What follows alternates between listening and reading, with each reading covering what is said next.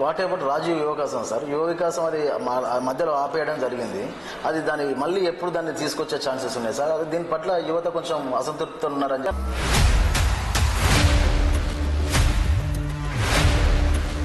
రాష్ట్ర ప్రజలు ఒక ఉత్కంఠమైన క్వశ్చన్ ఉన్నది సార్. ఏంటి అని అంటే, ఇప్పుడు స్థానిక ఎలక్షన్ తర్వాత ముఖ్యమంత్రి మారుతారే ఛాన్సెస్ ఉన్నాయని చెప్పేసి మీ పార్టీ ఎమ్మెల్సీ తీన్మార్ మల్లన్న కావచ్చు, లేకపోతే రాజగోపాల్ గారు కావచ్చు, వాళ్ళన్న కూడా అంటున్నారు నేను కూడా ముఖ్యమంత్రి రేసులో ఉన్నా అని చెప్పేసి అంటున్నారు.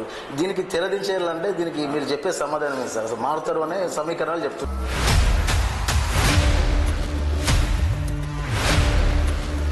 బీఆర్ఎస్ వాళ్ళు ఏమంటున్నారంటే అవి మే ప్రభుత్వంలోనే వీళ్ళు నియామక పత్రాలు మాత్రమే ఇచ్చిండు, ఆ క్రెడిట్ వాళ్ళకి ఎట్లా వస్తుందని చెప్పేసి సోకాళ్ళు ప్రతినిధి.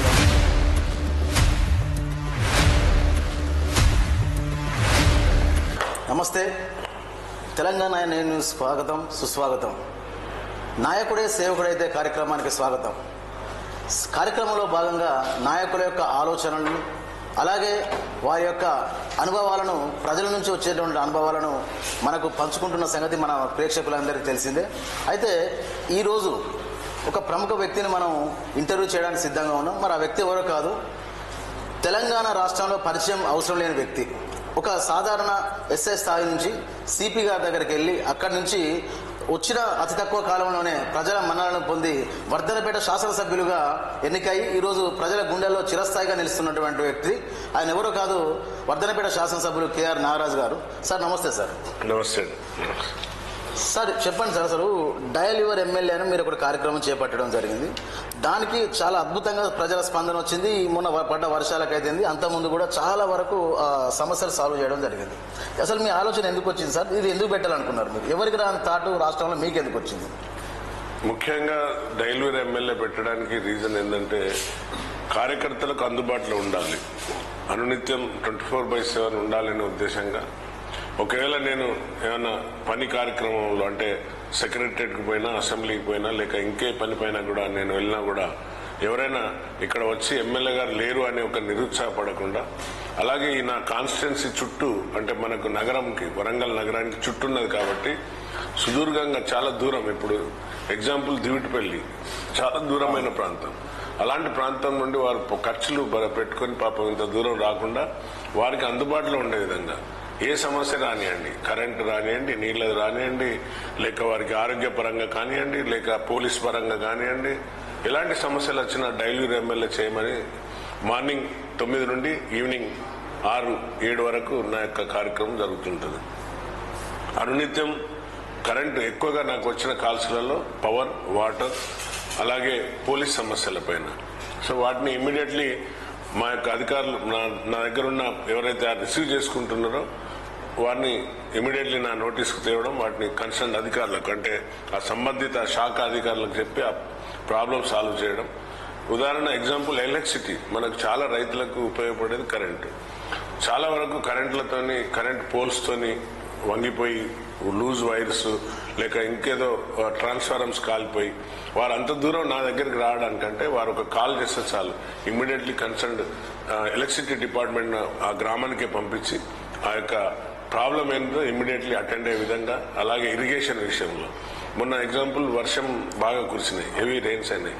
నాకు పర్వతగిరి నుండి కాల్ వచ్చింది, పాపం ఆ వర్షంలో రాలేరు కాబట్టి అన్న ఇట్లా వడ్లకొండ చెరువు, ఊర చెరువు తిరిగేటట్టు ఉందనగానే నేను ఇమీడియట్లీ సంబంధిత అధికారులకు చెప్పి, కలెక్టర్ గారికి చెప్పి, నేను కలెక్టర్ గారు ఇద్దరం కూడా ఇరిగేషన్ వాళ్ళని తీసుకెళ్లి అక్కడ లోకల్ కాంగ్రెస్ నాయకులు, సీనియర్ నాయకులను అందరిని పిలుచుకొని మేమే స్వచ్ఛందంగా మట్టి గిట్టి అన్ని తెచ్చి సంచులలో నింపి ఆ చెరువు తెగకుండా దాన్ని కట్టడి చేయగలిగినాం. అలాగే ఇరిగేషన్ విషయంలో చాలా మంది రైతులు అన్న ఈ కాలువ ఏదైతే కట్టు కాలువ మన వర్ధనపేటకు రావాల్సిన కాలువ కూడా తెగిపోయిందంటే దాన్ని కూడా మరమ్మతులు చేయడం. అలాగే మెడికల్ విషయం అన్నం మేము సీరియస్గా ఉన్నాం, ప్రైవేట్ ఆసుపత్రి పోవాలన్నా ఎక్కడికి పోవాలని కొన్ని సందేహాలు అడిగితే వారి యొక్క ఆరోగ్య పరిస్థితి తెలుసుకుని దానికి అనుగుణంగా హైదరాబాద్కా లేకుంటే ఎంజిఎంకా, ఎందుకంటే ప్రైవేట్ ఆసుపత్రికి పోతే వాళ్ళు ఫీజులు ఎక్కువగా, బిల్లులు ఎక్కువ కడతారు, కట్టలేరు పాపం. కాబట్టి వీలైనంత వరకు వారికి కూడా అనునిత్యం అందుబాటులో ఉండే విధంగా ఒక ఎక్సెప్ట్ సండే తప్ప అన్ని రోజులు కూడా ఈ డయల్ యువర్ ఎమ్మెల్యే పనిచేస్తున్నారు. సార్ వాస్తవానికి సన్న బియ్యం అనేది డబ్బున్నోళ్ళు తప్ప తక్కువ ఉన్న వాళ్ళంటే నిరుపేదలు తినే పరిస్థితి లేని టైంలో ఈ దేశంలో 29 రాష్ట్రాల్లో ఉంటే మన రాష్ట్రంలో అద్భుతంగా దీన్ని చేయడం జరిగింది. అయితే దీనికి ఇన్స్పిరేషన్ ఏంటి సార్? అలా దీంతో పాటు కానీ బీజేపీ వాళ్ళు మాత్రం ఏమంటున్నారంటే దీనికి 30 రూపాయలు మేమే ఖర్చు పెడుతున్నాం, దీంట్లో ప్రభుత్వం గొప్ప ఏం లేదని చెప్పేసి కూడా మాట్లాడుతున్నారు. దీనికి వారికి ఇచ్చే మీ సమాధానం ఏంటి? చాలా హాస్యాస్పదంగా ఉంది బీజేపీ వాళ్ళ క్వశ్చన్. ఎందుకంటే ఒకే ఒక తెలంగాణ రాష్ట్రంలో, అందులో మన రాష్ట్రం కాంగ్రెస్ పాలన, తర్వాత కర్ణాటక 2 పాలనలు తప్ప ఇక్కడ కాంగ్రెస్ చిన్న రాష్ట్రాలలో ఉన్నాయి మిగతాయి. కానీ మా ముఖ్యమంత్రి గారికి, మా కేబినెట్ మినిస్టర్లకు, మా యొక్క ఉత్తమన్న గారికి ఒక మంచి ఆలోచన వచ్చింది. సన్నబియ్యం పేద ప్రజల కడుపు నింపాలి అంటే కాంగ్రెస్ ఎప్పుడు ఆలోచించినా కూడా ఇందిరమ్మ గారి యొక్క పాలనను తీసుకొని ముందుకెళ్తుంది. ఏ సంక్షేమ పథకం తెచ్చినా కూడా అది ఒక లాంగ్ విజన్ తో చేస్తారు. ఎగ్జాంపుల్ ఇందిరాగాంధీ నినాదం ఏంటిది? గరీబీ హటావ్ అంటే పేదను పాలదోలండి, పేద అనేటోడు ఉండద్దు. అలాగే రోటీ కపడా और మకాన్, ఈ 3 నినాదాలు మాకు చాలా ఒక ఉత్ప్రేరక, అంటే ఒక ఇన్స్పిరేషన్. రోటీ అంటే అన్నం, కపడా అంటే గుడ్డ, మకాన్ అంటే ఇల్లు. ఈ 3 మీదనే మా కాంగ్రెస్ ప్రభుత్వం ఇప్పటివరకు చేసిన పనులను ఉదాహరణ తీసుకొని ఈరోజు ఇందిరమ్మ ఇల్లు కానివ్వండి, అలాగే అన్నం పేదవాడిని కడుపు నిండాలనే ఉద్దేశంగా సన్నబియ్యంకి 500 బోనస్ ఇచ్చి, ఒకప్పుడు వడ్లేస్తే ఉరి అన్నారు, వరి వేస్తే ఉరి అని గత పాలకులు అన్నారు. కానీ మాకు రేవంత్ రెడ్డి గారు ముఖ్యమంత్రి గారు వచ్చినాక మా ఉత్తమ్ గారు అందరూ, మా బట్టి గారు కేబినెట్ లో సుదీర్ఘంగా చర్చించి ఈ యొక్క పేద ప్రజల కడుపులు, మా బడుగు బలైన వర్గాలే కదా ఎక్కువ హాస్టళ్లలో అక్కడే ఉండేది, వారి అందరు కూడా ఈ రోజు 90% పీపుల్ ఆర్ గెట్టింగ్ ద సన్నబియ్యం ఇన్ ద విలేజెస్. అది కాన్సెప్ట్ అండి. సార్ ఇప్పుడు చూసుకుంటే తెలంగాణ రాష్ట్రం ఫస్ట్ ఎస్సీ రిజర్వేషన్ సంబంధించి అమలు చేయడానికి ముందుకొచ్చిన రాష్ట్రం. అయితే ఇప్పుడు స్థానిక ఎలక్షన్లలో 42% ఏదైతే ఉందో అది బీజేపీ వాళ్ళు ఇప్పుడు రాష్ట్రపతి దగ్గర ఫైల్ పెండింగ్ ఉంది సార్. వాళ్ళు ఎందుకు చేయట్లేదు? దీనికి కారణాలు ఏమై ఉంటాయి అనుకుంటున్నారు మీరైతే? అంటే బీజేపీ వాళ్ళు ఒక టీఆర్ఎస్ వాళ్ళు ఇద్దరు కలిసి ఒక నాటకం ఆడుతున్నారు. ఎందుకంటే ఇది కాంగ్రెస్ ప్రభుత్వానికి మా రాహుల్ గాంధీ గారు ఏదైతే సుదీర్ఘంగా కన్యాకుమారి నుండి కశ్మీర్ వరకు నడిచిండో ఒకే నినాదంతో ఎంత ఉంటే అంత హక్కు మనకు, ప్రజలకు ఏదైతే భాగస్వామ్యం ఉన్నదో అంత రావాలి అనే నినాదంతో ముందుకెళ్లిండు. అదే ఆ నినాదాన్ని తీసుకొని మా ముఖ్యమంత్రి గారు కేబినెట్ మినిస్టర్లు కూర్చొని 42% భారతదేశంలో ఏ రాష్ట్రాలు చేయని విధంగా ఈరోజు it is a role model for all the మన స్టేట్స్. సో అన్ని స్టేట్స్ కి ఇది ఒక రోల్ మోడల్ గా ఎలిమినేటర్స్ పెట్టి క్షుణ్ణంగా పరిశీలించి 42% ఈరోజు బీసీలకు ఇవ్వడానికి సిద్ధమైంది మా కాంగ్రెస్ ప్రభుత్వం. సో బీజేపీలకు ఇది ఒక కడుపు మంటగా తయారైంది. మా రాహుల్ గాంధీ గారు అసెంబ్లీలో, మా పార్లమెంట్ లో వేసిన క్వశ్చన్లకు ఉక్కిరి బిక్కిరై లాస్ట్ కు మోదీ కూడా ఒప్పుకున్నాడు. ఎస్ మేము కూడా చేస్తాం, కులగణన చేస్తామని వారు కూడా ఒప్పుకున్నారు. అంటే వారికి చిత్తశుద్ధి. ఒకసారేమో కోడి ఉన్నదని తప్పించుకున్నారు, ఒకసారేమో అసలు దానికోసం ఆలోచించలేదు. సో ఇప్పుడు మెడకు పడ్డది ఉచ్చు. తప్పనిసరిగా కాంగ్రెస్ ప్రభుత్వానికి ఎక్కడ క్రెడిట్ వస్తుందో, మా ముఖ్యమంత్రి గారికి ఆ టీంకి ఎక్కడ క్రెడిట్ వస్తుందో, రాహుల్ గాంధీ గారికి ఎక్కడ వస్తుందో అని దాన్ని అట్లనే పెండింగ్ పెట్టిండ్రు. అంటిల్ అన్లెస్ మేము అందుకనే పోయి ధర్నా చేసినాం. రాష్ట్రపతిని కలిసేదానికి ప్రయత్నం చేస్తే కూడా మాకు సమయం ఇవ్వలేదు. అది ఆ దౌర్భాగ్యం వాళ్ళకే వదిలేయాలి. అయితే మీరు అన్నట్టు సార్, కేవలం 3% లేని భారతదేశ జనాభాలో 3% లేరు అగ్రకులాలు, వాళ్ళకు 10% ఈడబ్ల్యూఎస్ ఇచ్చినప్పుడు వీళ్ళకి ఎందుకు ఇవ్వలేకపోతున్నారు అనేది ఒక క్వశ్చన్ అందరి మెదులుతుంది. ఇది అదే కదా, ఈడబ్ల్యూఎస్ తొందరగా పాస్ చేస్తున్న బిల్లు. అవును, అది అందరికీ తెలిసిపోతుంది. అంటే ఎంతసేపు మళ్ళీ అణగారిన కుణాలను అణుగుదొక్కాలని ఈడబ్ల్యూఎస్ తెచ్చింది. ఈడబ్ల్యూఎస్ వల్ల చాలా మంది బీసీ విద్యార్థులు, ఎస్సీ మైనార్టీస్ విద్యార్థులు అందరూ కూడా నష్టపోతున్నారు. తప్పనిసరిగా కూడా దానిపైన మళ్ళొకసారి పోరాటం వస్తుంది, పోరాటం చేస్తాం ఈడబ్ల్యూఎస్ మీద. కాబట్టి ప్రభుత్వం ఏం చేసినా కూడా ఇప్పుడు మా ప్రభుత్వం, కాంగ్రెస్ ప్రభుత్వం ఒక సుదీర్ఘంగా ఏ విషయాన్ని తీసుకున్నా కూడా కేబినెట్ లో చర్చించినాకనే దానికి ప్రజల ముందుకు తీసుకొస్తుంది. అయితే బీజేపీ వాళ్ళు మాత్రం ఇటు రాష్ట్ర అధ్యక్షులు కానీ ఇలాగ బండి సంజయ్ కరీంనగర్ ఎంపీ గారు కానీ అంటున్నారు. ఏమంటున్నారు అంటే మేము మతపరమైన రిజర్వేషన్లకు వ్యతిరేకం కాబట్టి ముస్లింలకు ఇచ్చినటువంటి 10% రిజర్వేషన్ ఏది ఉందో అది రాజ్యాంగ విరుద్ధం, మేము ఒప్పుకోమనట్లేదు అని అంటున్నారు. ఇది ఎంతవరకు నిజం? ముస్లింస్లకు ఎక్కడ ఇస్తున్నారండి? అదే వాళ్ళ తప్పు ఆలోచన విధానం. గుజరాత్ లో ఇచ్చిండ్రు. ఎవరు ముస్లిం మైనార్టీలు అంటే ఎవరండి? దూదేకులా, ఇంకా అలా చాలా సబ్ క్యాస్ట్ ఉంటాయి. వాళ్ళకి గతం నుండి ఉన్నది, రాజ్యాంగం ఇచ్చింది వాళ్ళకి బీసీ కింద, వాళ్ళందరూ కూడా బీసీ కిందనే వస్తారు. వారికి ఇస్తున్నారు, మహమ్మద్ కు, షేక్ కు, పఠాన్లకు వారికి ఇవ్వట్లేదు కదా. కానీ దురదృష్టం అంటే ముస్లింస్ మన దేశ పౌరులు కాదా? మన దేశ పౌరులే కదా. వారు స్వాతంత్ర ఉద్యమంలో పాల్గొనలేదా? వాళ్ళు పాల్గొన్నారు కదా. ఎంతో మంది ప్రాణత్యాగాలు చేస్తేనే ఈ రోజు బీజేపీ గద్దె మీద కూర్చొని గత పెద్ద నాయకులను అవమానపరిచే దిశగా చాలా అవమానకరంగా మాట్లాడుతున్నారు. ఏ ఒక్క నాయకుడు బీజేపీ వాళ్ళంతా బ్రిటిష్ వాళ్ళకు తొత్తులుగా మారి సరెండర్ అయిన వాళ్ళే కదా. ఈ రోజు కాంగ్రెస్ ప్రభుత్వాన్ని, ఆ నాయకులను, గాంధీని అవమానపరిచే విధంగా, రాజీవ్ గాంధీ అవమానపరిచే విధంగా, ఇందిరమ్మను వీళ్ళందరూ ఎక్కడండి? వీళ్ళంతా ఎక్కడ ఉన్నారు? అంతా పోయి బ్రిటిష్ వాళ్ళకు తొత్తులుగా మారిన సవర్కర్ వాళ్ళంతా మేము సరెండర్ అయినాం, మేము మీకే పనిచేస్తాం, ఉప్పు సత్యాగ్రహంలో పాల్గొనలేదు, ఒక దేంట్లో కూడా పాల్గొనే నాయకులు ఈ రోజు దేశాన్ని మేమే రక్షిస్తున్నామని గొప్పలు పలుకుతున్నారు. అది శుద్ధ అబద్ధం. వారు చేసే డంబకాలు హిందూ అనే ఒక మతం పేరుతోని అందరినీ అనగదొక్కాలని చూస్తున్నారు. ఇది 100% రాజ్యాంగానికి విరుద్ధం వీళ్ళు చేసేది. ఇంకో క్వశ్చన్ సార్. అయితే గత ప్రభుత్వం దాదాపు 10 సంవత్సరాలు పరిపాలన చేసింది బీఆర్ఎస్ ప్రభుత్వం. ఒక్క రేషన్ కార్డు ఇవ్వలేకపోయింది. మీరు వచ్చిన 1 year లోనే మీరు ఎలా సాధ్యమైంది? మీ యొక్క ప్రణాళిక ఎట్లా, అసలు దీన్ని ఎట్లా ఇంప్లిమెంటేషన్ చేయగలిగింది? ఏదైతే రాహుల్ గాంధీ గారి యొక్క ఆదేశానుసారంగా మా యొక్క ముఖ్యమంత్రి గారు, కేబినెట్ అందరూ కూడా ఒక స్టికాన్ అయి ఉన్నారు. ఒక దాని మీద, వర్డ్ మీద స్టికాన్. 6 గ్యారెంటీలు అన్నాం. 6 గ్యారెంటీలు కూడా ఈ రోజు అమలవుతుంది. ప్రతి ఒక్కటి విత్ ఇన్ షార్ట్ పీరియడ్ లో 2 years లోపల ప్రతి ఒక్కటి చేసుకుంటా వచ్చినా కూడా బీఆర్ఎస్ నాయకులు, బీజేపీ నాయకులు కుమ్ముక్కై ఎంతసేపు కాంగ్రెస్ చేయలేదు 420 మోసాలని అంటున్నది. మేము 420 కాలం కాదండి, 420 మోసాలు కాదు. కాంగ్రెస్ ప్రభుత్వం ఏది చేసినా కూడా ప్రజల సంక్షేమం కోసం ఆలోచించింది. ఇది కుటుంబ పాలన కాదు, ఇది కాంగ్రెస్ పాలన, ప్రజాపాలనలో అందరికీ హక్కున్నది, క్వశ్చన్ చేసే హక్కున్నది, అడిగే హక్కుంది. ఈ గత ప్రభుత్వం ఒక రేషన్ కార్డు ఇవ్వలేదు. అప్పుడే మా ముఖ్యమంత్రి గారు పిసిసి అధ్యక్షులు ఉన్నప్పుడే వారు అన్నారు, ఇందిరమ్మ ఇండ్లు ఉన్న కాడ మేము ఓట్లు అడుగుతాం, డబుల్ బెడ్రూమ్స్ ఉన్న కాడికి మేము రామన్నారు. ఆ ఛాలెంజ్ స్వీకరించలే కదా.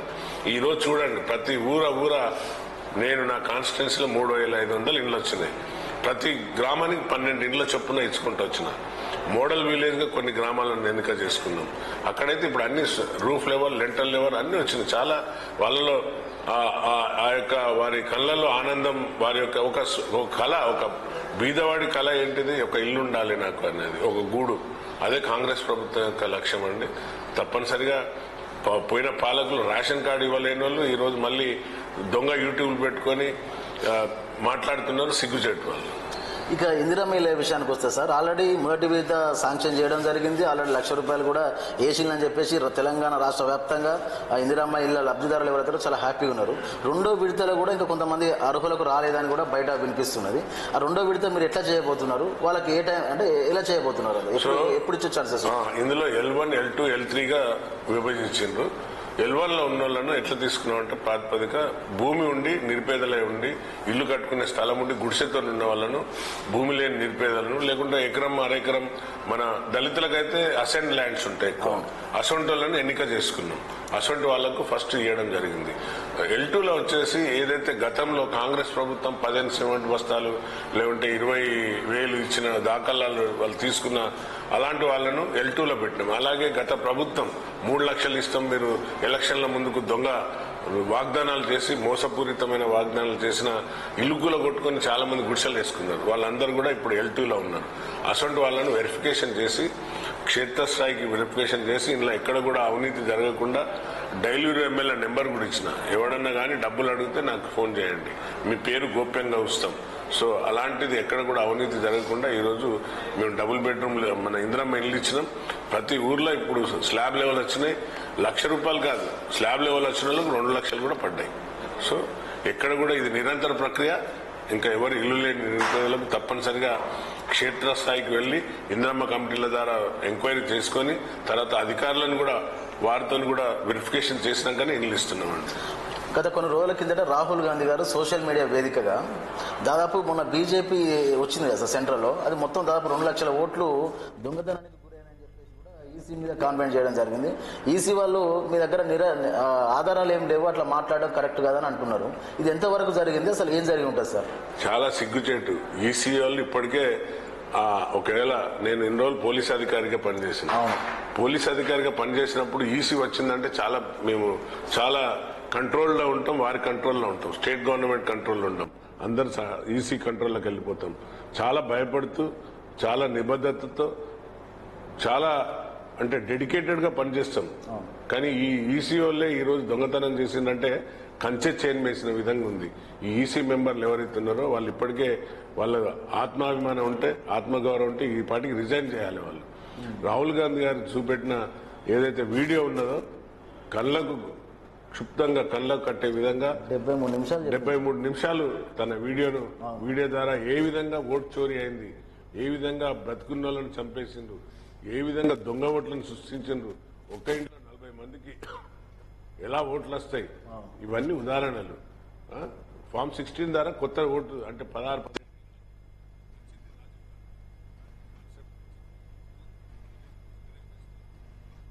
ఇండియా కాబట్టి 16-18 ఏళ్లలో కూడా ఓటు ఇచ్చింది ఘనత కాంగ్రెస్ ప్రభుత్వానికి. కానీ ఎప్పుడు కూడా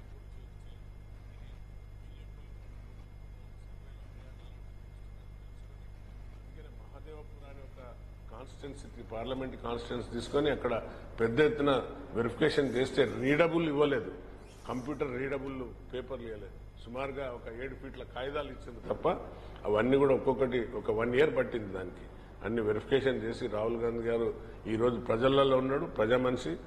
చనిపోయిన వాళ్ళతో బీహార్లో పోయి ఛాయ్ తాగిన వ్యక్తి. మీరే ఆలోచించండి, మీడియా ద్వారా మీరు ఏ విధంగా దీన్ని ప్రొజెక్ట్ చేస్తారో, ఏ విధంగా దొంగ ఓట్లను మార్చుతారో కళ్ళకు కన్నమన్నట్టు. ఇక ధృతరాష్ట్రలాగా ఉండలేం, మిషన్ కాదు చేసేది, వీళ్ళే దొంగ ఓట్లు తయారు చేసి ఒక ఇంట్లో 40 ఓట్లు చచ్చిపోయిన వాళ్ళను, బతికిన వాళ్ళని చచ్చిపోయినట్టు ఓట్లు తొలగించడం, లేకుంటే ఒక బూత్ లో ఉన్న పేరుని తీసుకుపోయి ఇంకెక్కడో పెడతారు, లేకుంటే ఒక్క బూత్ లో ఉన్న 4 రాష్ట్రాలలో చూపెడతారు. ఈ విధంగా అన్ని విధాల చోరీ అనేది జరిగింది. తప్పనిసరిగా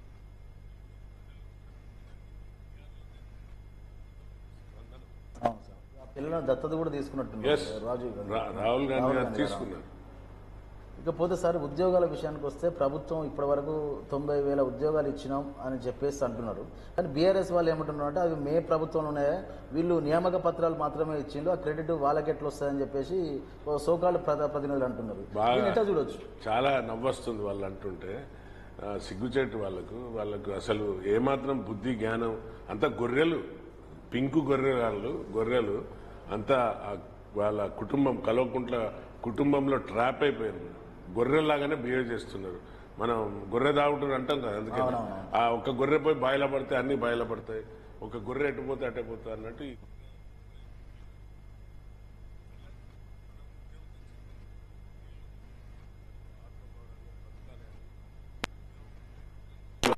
ఒక్కరు చేస్తే రాలే కదా. సకల జన్మ సన్మ శ్రీకాంతాచారి లాంటి మా పోలీసు ఏం పేరు, మా పోలీస్ కానిస్టేబుల్ యాదయ్య లాంటి వాళ్ళు ఆత్మహత్యలు చేసుకుంటే, ఆత్మహత్యల మీద చనిపోయిన వాటి మీద వచ్చిన తెలంగాణను 5 ఏళ్లలో చిన్నపిల్లలు అన్నారు. మొదటిసారిగా ఇప్పుడే నడకలు నేర్చుకుంటుంది తెలంగాణ.